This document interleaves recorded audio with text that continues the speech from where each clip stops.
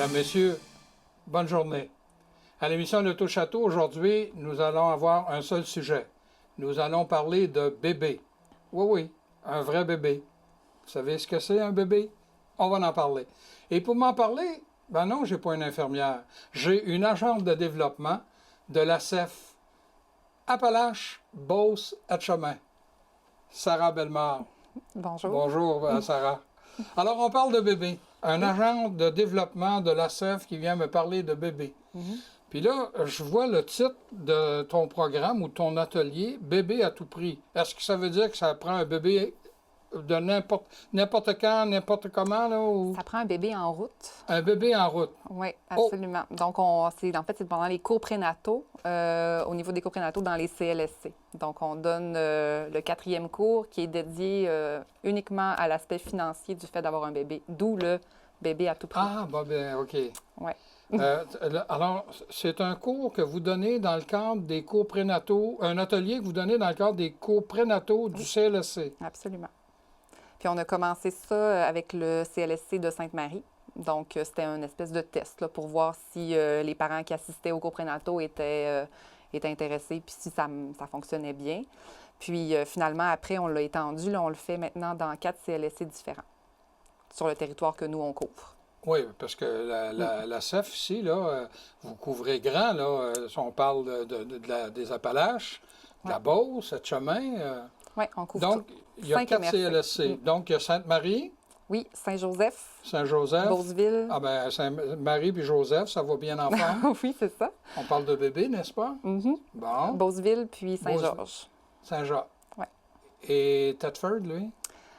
Pour l'instant, en fait, on ne donne pas de cours prénataux au niveau de Thetford, mais on espère que ça va arriver. En fait, c'est juste parce que pour l'instant, la grandeur de l'équipe, le fait qu'on veut s'étendre un peu de manière, disons, stratégique, là, sans en prendre trop à la fois, parce que c'est des cours qui se donnent le soir. Il faut dire que c'est pas durant les heures de bureau, c'est quand même le soir. Donc, les agents de développement, ceux qui donnent les formations, doivent être disponibles pour aller les donner le soir. Donc, pour l'instant, c'est un peu trop de venir à Thetford, mais éventuellement, on espère qu'on va pouvoir le faire. OK. Donc, vous faites partie, vous autres, d'un ensemble de 4 rencontres, puis vous donnez une rencontre. Exactement. Et le CLSC donne les autres sur les bébés. C'est les infirmières périnatales, oui. OK. Tout à fait. Mais vous autres, là, quand on parle de bébé à tout prix, qu'est-ce que vous faites? C'est quoi au juste? Qu'est-ce que vous faites avec les futurs parents que vous rencontrez? Bien, en fait, c'est ça. C'est de leur donner, leur donner des outils, puis de leur faire réaliser aussi que l'arrivée d'un enfant, ça implique des coûts. Puis que, justement, il faut mieux peut-être réfléchir à ça avant que le bébé soit là que de prendre les dépenses qui arrivent au fur et à mesure, puis de se retrouver avec des surprises là, en termes d'impact sur le budget. OK. Alors, en quoi consiste l'atelier? Bien, en fait, on le donne en 4, je dirais, en 4 grands sujets. La première partie est sur c'est quoi les services de la CEF, en fait, parce qu'on en profite en même temps. Souvent, c'est des clientèles plus jeunes, peut-être qui nous connaissent un peu moins. Donc, on en profite pour leur dire qu'on ne fait pas juste de la finance personnelle, mais aussi tout ce qui est droit des locataires, droit des consommateurs, droit des personnes sur l'aide sociale.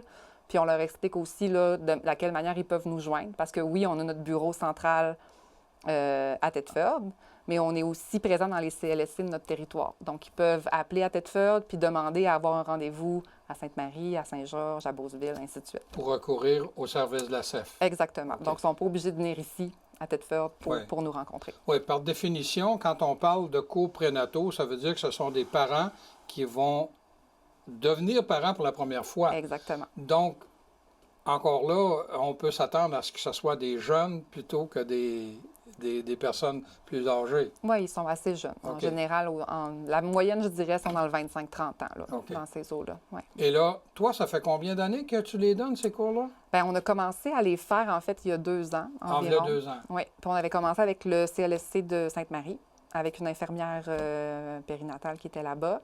Puis, en fait, on l'a construit avec elle. C'est elle qui nous a laissé de la place dans son horaire. Puis ça a bien fonctionné. Puis c'est pour ça qu'après l'avoir présenté, parce qu'il fallait convaincre aussi les gestionnaires du CLSC puis du CIS que de la pertinence de ce qu'on donnait. Puis c'est pour ça qu'après, là, une fois qu'ils ont été convaincus, on a élargi à d'autres CLSC. Donc, vous commencez l'atelier, c'est toi qui le donnes. Oui. Alors, tu offres les services de la CEF Oui, j'explique. aux Les jeunes services, couples, les là. services de On la s'entend CEF. que c'est des jeunes. Puis en leur disant aussi qu'on n'est pas juste là, souvent les gens pensent que la CEF est là pour les gens qui ont des problématiques d'endettement, puis qu'il faut absolument être dans l'urgence ou dans les problèmes pour avoir recours à nos services, mais c'est pas ça. On veut leur expliquer aussi que tout simplement, quelqu'un qui n'a jamais fait de budget puis qui aimerait ça, savoir comment en faire un, comment s'organiser, on peut aussi le recevoir puis expliquer puis l'aider à s'organiser. En parlant de budget, Oui. j'ai été surpris tout à l'heure, juste avant le début de l'émission. Tu me disais que l'arrivée d'un enfant, ça peut aller accaparer jusqu'à 20 d'un budget. En fait, c'est pas jusqu'à 20 c'est en moyenne au Québec, ça occupe 20 du budget d'une famille, un enfant. Alors, j'imagine que, est-ce que ces jeunes-là, ces jeunes couples-là, en général, font un budget ou... La majorité du temps, quand on pose notre question en début d'atelier, on a peut-être sur une dizaine de personnes ou une dizaine de couples, on a peut-être un ou deux couples qui ont un budget. Puis souvent, c'est un budget plus un petit début de budget là, pour les dépenses qui reviennent à chaque mois, le reste, plus ou moins. Donc, ouais, c'est Donc là, vous autres, j'imagine, à la CEF, parce que c'est important oui. de savoir où on s'en va. Un budget, c'est ça que ça veut dire. Oui. Puis en fait, si tu me dis 20 ou jusqu'à 20 c'est 20 en moyenne. En moyenne, ben oui, mais alors ça veut dire encore plus, c'est encore plus. Ça peut être plus que ça. Ça peut être plus que ça, oui. Mais ça, je suis surpris de ça. Pourtant, j'ai eu un enfant, moi. C'est parce que je pense qu'on ne soupçonne pas peut-être justement l'impact. Tu sais, vu que ça vient s'intégrer un peu dans chacune des rubriques, là, dans le fond, il y a une petite partie alimentation, une petite partie liée au mobilier, une petite partie liée aux vêtements. Tu sais, ça vient s'intégrer un peu dans toutes les sphères, là. Puis dans le fond, c'est juste quelque chose peut-être des fois qu'on pense pas, mais des rendez-vous où on va pour notre enfant, bien, ça nous coûte plus cher en essence parce que là, on multiplie les rendez-vous pour aller chez le médecin, pour les suivis, par exemple, les suivis médicaux. Donc, c'est pour ça que je dis que l'enfant, il vient s'intégrer un peu dans toutes les catégories de dépenses, même sans qu'on s'en rende compte. Oui. Ouais. Puis, on a des choix à faire aussi, là. Est-ce qu'on prend des couches jetables ou des couches qu'on va laver? Oui, bien, c'est pour leur faire réfléchir aussi sur le fait Parce que ça, c'est de l'argent, ça? Absolument. Bien, en fait, comme par exemple, si on parle des couches, on dit que c'est peut-être un 720 par année pour des couches jetables versus pour des couches lavables où on a besoin d'investir peut-être un 300 au début, mais qu'après ça, bien, ça va nous coûter moins cher parce que ça, on peut les utiliser jusqu'à la fin, jusqu'à ce que notre enfant ait plus besoin de couches. Donc, on ramène ça aussi peut-être à l'idée des parents pour les faire cheminer aussi au niveau de leur réflexion. Puis, on rappelle aussi qu'il y a beaucoup de villes qui offrent des subventions même pour les couches lavables, par exemple. T'sais, si on prend ça, comme à Sainte-Marie, à Saint-Georges, il y a un 100 là, si on demande à la ville pour un ça, c'est dans les nouveaux plans là, au niveau de l'écologie, des choses du genre. Là. Mais quand même, quand c'est là, il faut les réclamer. Et j'imagine que c'est un peu la même chose au niveau du lait. Bon, il y a du lait maternisé, mais si la mère... C'est pas nécessairement une question budgétaire, mais si la mère décide ou est incapable de nourrir elle-même son enfant, alors là, le lait maternisé, il se donne pas non plus. Hein? C'est sûr que c'est pas une question qui est liée. C'est souvent pas... La mère va probablement pas faire cette décision-là ou ce choix-là en fonction du budget, mais ça a un impact sur le budget. Parce qu'effectivement, l'allaitement coûte moins cher que le lait maternisé qui, lui, peut coûter jusqu'à 30 peut-être le pot de lait maternisé à chaque fois, puis tu peux peut-être en avoir besoin de 2 ou 3 par mois. Donc, ça monte vite quand même. Ouais. Là. Ouais. Et il y a aussi, là, il y a des congés maternité qui sont maintenant plus intéressants, là. Mais si l'un des deux décide de rester à la maison pour élever l'enfant, ça a des coûts sur le budget, pas à peu près, ça, là. Oui, bien c'est sûr qu'en plus, le congé de maternité, c'est un pourcentage du revenu, par exemple. Tu sais, la majorité des programmes, en fait, bien, le programme comme tel... premièrement, on explique aux parents qu'il y a 2 types de régimes. Il y a un régime de base qui, lui, est sur 1 an, puis il y a un régime particulier qui, lui, est sur 9 mois. La différence entre les deux, c'est justement le pourcentage de revenus que la personne qui reste à la maison va avoir. Donc, si on prend le programme court, évidemment, on a un pourcentage plus élevé, c'est 75 de son revenu. Puis si on prend le programme long, bien là, on est entre du 55 à 70 Au début, on commence à 70, puis on finit à 55. Ah bon. Donc, il faut quand même avoir conscience de ça, puis faire son budget en fonction de ça. Puis souvent, ce que les parents ne savent pas, c'est que c'est imposable en plus, le RQAP, donc le congé maternité/paternité, là, c'est imposable. Donc, faut quand même aussi le prévoir, qu'on va être obligé de le déclarer dans nos impôts, puis que ça... faut payer de l'impôt dessus aussi. Là, tu viens de donner un sigle qui est un Oui. programme gouvernemental. Oui. J'imagine que vous les abordez, les programmes aussi? Oui. Oui, absolument. En fait, la deuxième partie, c'est tout ce qui est programmes gouvernementaux. Donc, on commence avec la différence aussi entre la CNESST puis le RQAP. Attends un peu, là. OK. La commission l'ancienne CSST. Ben oui, là. exactement. La Là, qui ont commission des santé et rajouté sécurité, là. normes éthiques et tout Oui, ça, là, c'est qui fait que ça, c'est un oui. peu plus long, mais oui, c'est l'ancienne. Et l'autre, c'est? C'est le RQAP qui est le régime québécois d'assurance parentale. Ah, OK. C'est ça le congé de maternité. C'est le RQAP. OK. Puis, pour avoir droit au RQAP, il faut avoir travaillé 2000 heures. Autrement dit, il faut avoir 2000 heures en banque de travail. Puis, il faut avoir aussi cotisé au RQAP. Parce que chacun des gens qui travaillent, on a une cotisation qui part dans le RQAP quand on travaille. C'est important de d'avoir cotisé pour avoir C'est droit. automatique comme la RRQ, là. la Exactement, vigilante. exactement. OK. La majorité du temps, c'est automatique. Il y a quelques exceptions là où c'est pas automatique. Mais c'est important. Et il faut avoir accumulé 2000 heures Oui. de travail. Ce qui est à peu près... 2000 heures, ça représente c'est du combien? temps plein pendant 6 mois, à peu près. 40, 50, 40 heures. Mais maintenant, des 40 heures, il n'y en a plus, là. Oui, mais c'est ça. Il faudrait le voir aux 40 heures. Un 6 mois, ça ferait ça. Fait que, dans le fond, pour avoir un 2000 heures, si vous travaillez moins de 40 heures, bien, ça peut être tiré peut-être sur un 7 mois, là. Mais c'est quand même pas si long que ça. Et les programmes gouvernementaux, là, bon, est-ce que les gens ils doivent s'inscrire pour recevoir les allocations familiales ou... Non, en fait, c'est ça qu'on explique aussi. Puis c'est drôle parce que la majorité du temps, les mères qui sont devant nous ont un 7 mois et demi, 8 mois de grossesse Ah oui. de fait. Là, sont quand même pas si loin que ça là, de l'accouchement. Là. Donc, puis ils sont pas au courant du fait que à la naissance, à l'hôpital, ils vont avoir une déclaration de naissance à remplir, qui est un petit papier pas très long à remplir, puis qu'ils vont se faire donner une adresse mail où ils vont devoir aller quand ils vont être de retour à la maison pour remplir un formulaire qui s'appelle la demande d'accès simplifié aux programmes et services gouvernementaux relatifs à la naissance. Un beau nom long. C'est simple, hein? Oui, c'est ça. Mais Le mot simple, il est simplifié, là.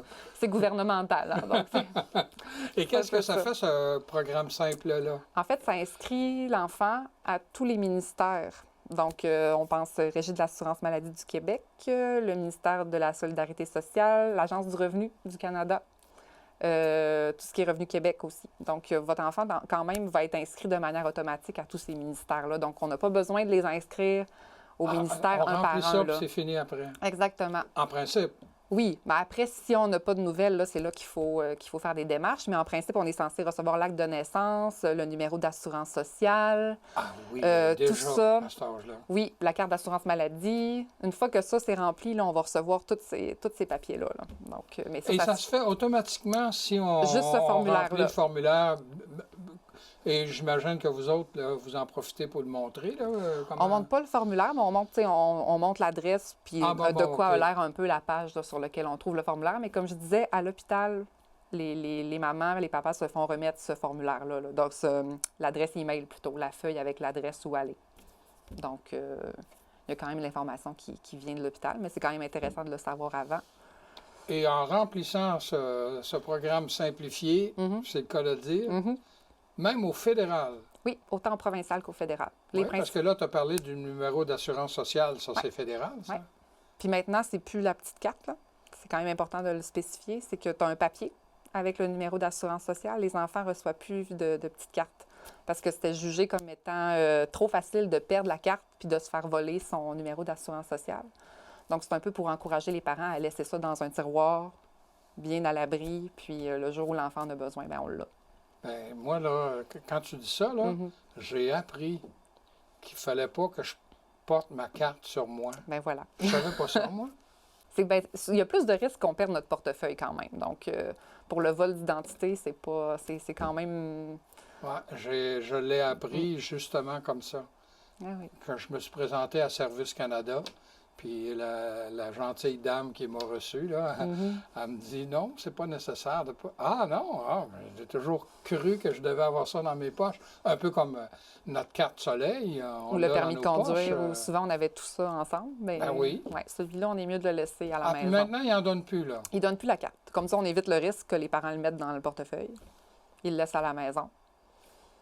Puis voilà. Puis au pire, justement, on peut retourner à Service Canada. Si jamais on perd le papier, on va à Service Canada, ils nous en sortent une copie. Donc, c'est moins compliqué comme ça que de risquer de perdre l'information n'importe où. Ah, bon. Ouais. Est-ce qu'il y a d'autres programmes gouvernementaux qui Oui, il y a est intéressant pour les parents? Oui, en fait, la fameuse allocation familiale, Oui, OK. qui est souvent une des premières raisons pour lesquelles les parents veulent faire des démarches parce qu'ils veulent recevoir les sous qui sont associés au fait d'avoir un enfant. Là. Pour les aider, justement, on parlait du 20 tout à l'heure, c'est quand même une entrée d'argent supplémentaire qui est intéressante. Est-ce que c'est imposable, ça? Non, aucune des deux n'est imposable quand même. Puis on en a une qui vient du provincial, on en a une qui vient du fédéral. Puis là, ce qu'on dit, justement, c'est que oui, vous vous inscrivez automatiquement à l'Agence canadienne du revenu puis à Revenu Québec. Donc, en principe, elles sont censées venir directement sans que vous ayez besoin d'en faire la demande. Mais après 40 jours, disons, après avoir rempli le fameux formulaire de demande simplifiée, si vous n'avez pas eu de nouvelles, là, on leur dit d'appeler puis de s'informer pourquoi ils n'ont pas reçu. Est-ce que c'est parce qu'il y a eu un blocage à cause d'une information manquante ou ça peut être bien des raisons, là. Mais, ouais. Donc, ça se fait automatiquement? Oui, absolument. Ah bon. Oui. Et le cours aussi, vous traitez de... En fait, après ça, on parle un peu aussi même des mécanismes pour les garderies pour enfants. Qu'est-ce qui est subventionné, qu'est-ce qui n'est pas subventionné. Okay, oui. Parce qu'il y a des garderies qui sont subventionnées, des garderies qui sont non subventionnées. Puis il y a des nouveaux mécanismes maintenant pour inscrire son enfant dans une garderie. Il faut passer par un site Internet qui s'appelle La Place 0-5 ans. Donc, on inscrit. Ce site-là nous permet d'inscrire notre enfant pour qu'il soit existant dans le réseau des garderies, puis aussi de chercher des garderies qui sont reconnues par le gouvernement, en fait. Donc, autant les non subventionnés que les subventionnés se retrouvent là, mais il faut qu'ils soient reconnus, par le gouvernement. Donc, alors, voilà. ça, vous donnez les informations à ce sujet-là? Oui. Ah oui, puis que justement, on l'explique avant que l'enfant soit né parce que faut quand même prendre ça d'avance, là, même si on ne veut pas nécessairement placer notre enfant à la garderie avant qu'il ait 9 mois, 1 an ou ainsi de suite. Il faut quand même commencer à chercher d'avance parce que souvent, il faut réserver sa place d'avance. Donc, c'est pas trop... Est-ce qu'on le fait avant la naissance? Pas nécessairement avant la naissance. On peut attendre que l'enfant soit né, mais de dire aux parents que c'est pas parce que vous ne voulez pas le placer après 1 mois, 2 mois que c'est pas une bonne chose de commencer à chercher tout de suite, là. Il faut commencer à penser dans quel... Si on veut que la garderie soit proche de chez nous, si on veut pouvoir choisir vraiment le milieu qui nous intéresse, il vaut mieux commencer un peu à l'avance. Ben oui, comme tu disais tout à l'heure, il y a un congé parental qui peut durer 12 mois, qui peut être moitié-moitié homme-femme, là, ou... Il peut être séparé. Oui, séparé. Absolument. Mais si les parents ont décidé, eux autres, de s'occuper de l'enfant pendant toute la première année, ben c'est bien sûr qu'il n'y a pas besoin d'aller à la garderie. Mais s'ils s'inscrivent à la naissance ou dans les jours suivants, ben dans 1 an, il va peut-être... Bien, déjà, on peut signaler aussi à la garderie le moment d'entrée. Donc, après ça, la gestionnaire du service, en fait, elle va s'assurer qu'il y ait une place pour votre enfant au moment où vous en avez besoin. Puis, elle va vous garder la place aussi. C'est le principe de réserver sa place. Et sur le territoire de la CEF, est-ce que tu sais si c'est difficile de placer les enfants en garderie? Ça dépend des endroits. Ça dépend des endroits? Oui. Puis je sais que c'est une question de chance des fois aussi, là. Autant des fois, les gens vont dire que les délais sont très courts, autant moi, j'ai entendu des gens dire que le délai était très long. Donc, ça dépend toujours quel endroit vous voulez cibler, quel type de garderie vous voulez avoir comme pour votre enfant. Donc, ça dépend un peu. Ça varie quand même beaucoup. Mais en se prenant d'avance, bien, on est sûr qu'on va obtenir ce qu'on veut aussi. Puis que peut-être, au lieu d'aller à l'autre bout de la ville, peut-être pour le service, on va pouvoir peut-être avoir quelque chose de plus proche de chez nous. Oui. Ouais. Bien qu'ici, dans les régions, là, quand tu parles de Beauceville, Saint-Joseph, Saint-Georges, Sainte-Marie et même Thetford Mines, il n'y a rien de loin, là. Oui, puis c'est pas, puis je veux dire, c'est pas comme Montréal, là. Non, Tu sais, c'est je veux ça. dire, on n'est pas dans On les te- délais, on n'est pas dans les délais de ces grandes villes-là, mais Ouais. quand même, quand même. Oui. Ouais. Mais c'est prudent de le faire tout de suite. Oui, Puis s'ils vous offrent, vous dites non, ça ne convient pas tout de suite, ben oui, puis souvent, c'est les parents, en fait, qui doivent approcher. Quand on inscrit l'enfant sur la place 0,5 ans, justement, c'est quand même le parent qui doit aller voir les garderies, appeler, savoir quel endroit, comment ça fonctionne, est-ce que je peux inscrire mon enfant tout de suite, puis aller visiter même le service s'ils veulent de garderie. OK. C'est le parent quand même qui prend les devants puis qui doit s'informer. Est-ce qu'il y a d'autres choses que vous traitez dans votre cours, vous autres? Je dis le cours, c'est plutôt un atelier, là? Oui. Mais là, c'est sûr que tout ce que je vous ai dit là, on rentre plus en profondeur. Là, Oui. puis on explique aussi par rapport aux garderies le fait qu'au niveau du Québec, on a quand même la subvention là, pour les garderies subventionnées qui font en sorte que les parents payent 8,25.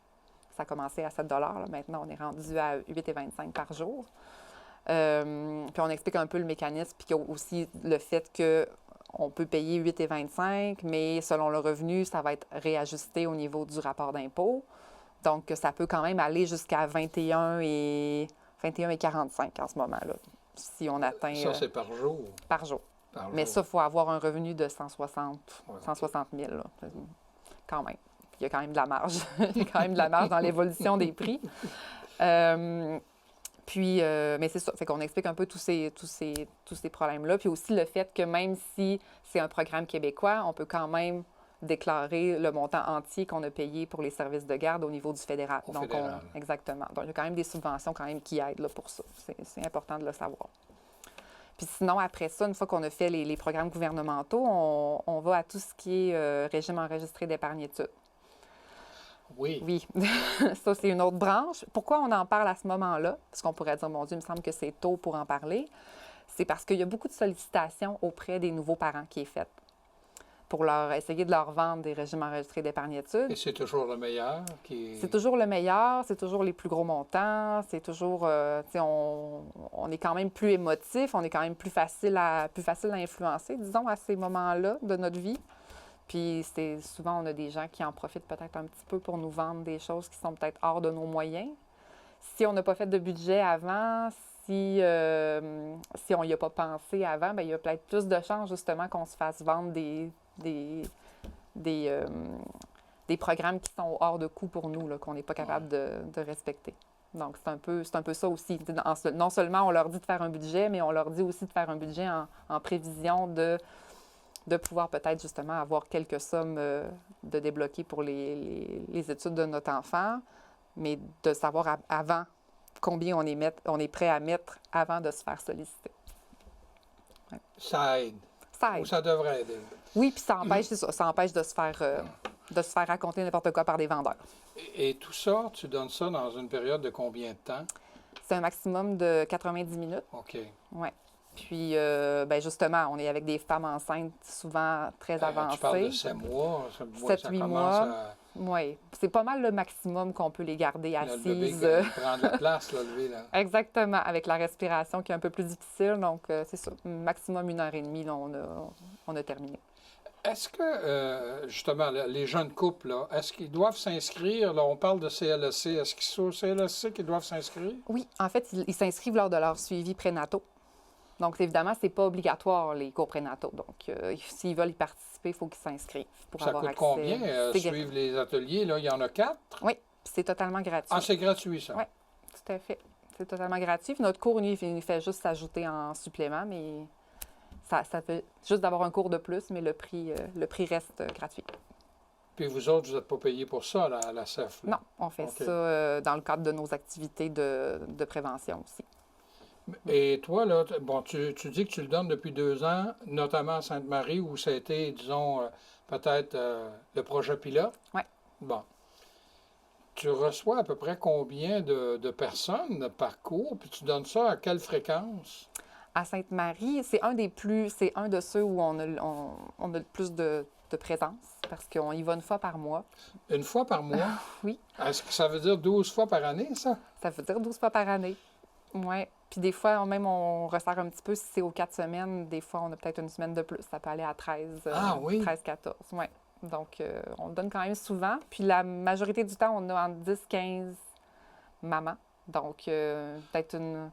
Bien, peut-être pas 10, peut-être plus, je dirais peut-être de 6 à 12.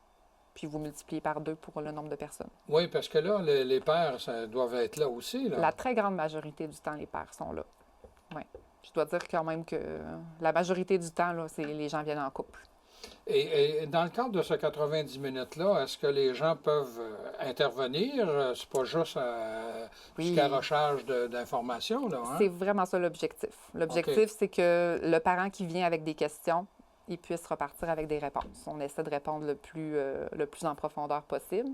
Puis c'est pour ça aussi que, je vous ai dit tout à l'heure, on a quatre grands sujets. L'idée, c'est d'avoir peut-être moins de sujets, mais qu'on y aille plus en profondeur, puis des questions que les parents ne peuvent pas nécessairement répondre non plus en allant chercher sur Internet. Donc, des choses que peut-être quelqu'un qui est déjà passé par là ou qui a eu le temps peut-être de creuser un peu plus avec les spécialistes, bien, on peut répondre plus en profondeur, là.